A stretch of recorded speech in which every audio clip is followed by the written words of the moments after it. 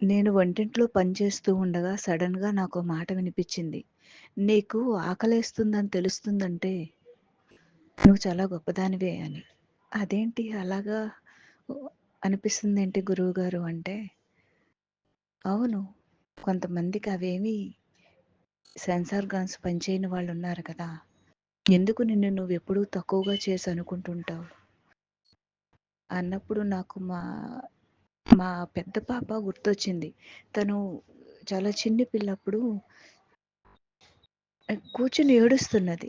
"ఏమ్మా ఎందుకు ఏడుస్తున్నావు?" అంటే మాట్లాడలేదు. వెక్కి వెక్కి ఏడుస్తున్నది. కాసేపటికి తన పొట్ట చూపించి ఇక్కడ నొప్పిగా ఉంది అంది. అంటే తనకు ఆ పదం చెప్పడం ఆకలనే విషయం తెలియలేదు అని అర్థమైంది నాకు. అంటే మనం పేరైతే తెలుసుకోకపోవచ్చు. ఫీల్ అయితే ఖచ్చితంగా ఉంటుంది. ఆయనెప్పుడు మనతోనే ఉంటాడు అని గురువుగారి మాటల ద్వారా నాకు అర్థమయింది.